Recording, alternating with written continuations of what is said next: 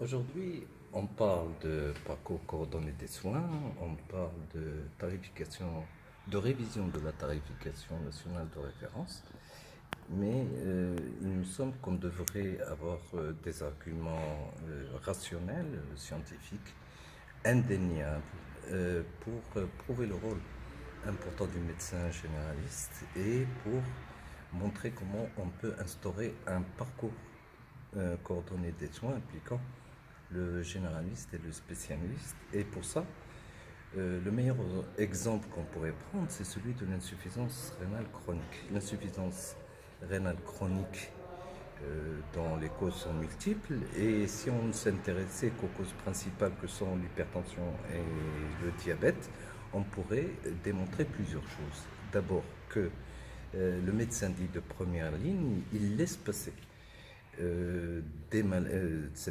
certaines maladies ou certaines complications des maladies qu'il voit en premier lieu et qui évoluent vers le stade terminal qui est l'insuffisance rénale chronique, dont bien sûr la prise en charge est coûteuse, elle est longue, elle est handicapante pour les personnes et leurs familles.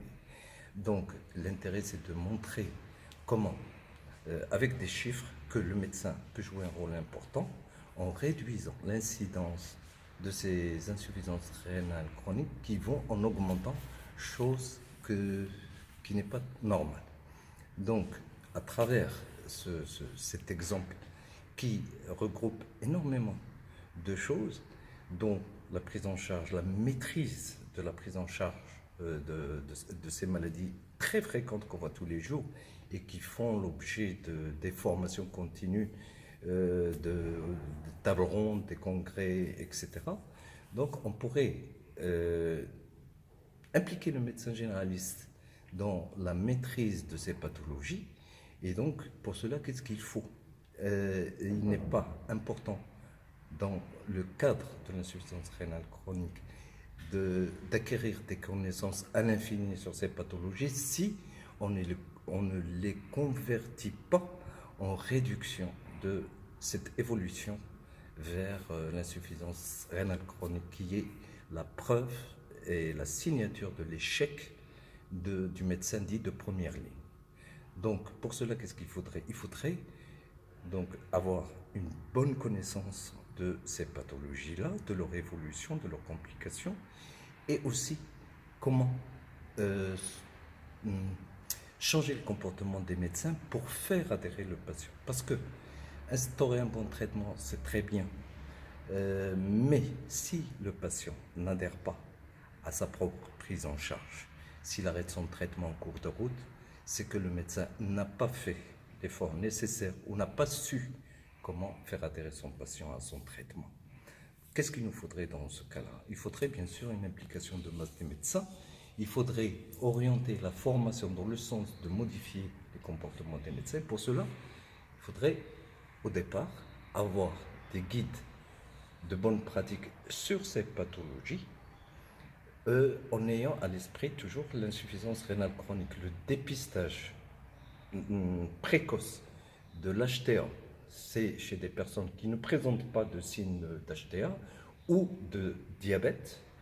Et à ce moment-là, une fois que toute une masse importante de médecins s'investit dans une campagne de dépistage de ces maladies-là, on pourrait adopter les mêmes démarches, les mêmes messages en direction de la population pour faire adhérer les patients et leurs familles aussi, parce qu'elles participent au traitement accompagner les patients dans leur prise en charge. Et donc, une fois qu'on a la même formation, une fois qu'on a la même vision, une fois qu'on a les mêmes objectifs, on pourrait effectivement réduire ces pathologies-là.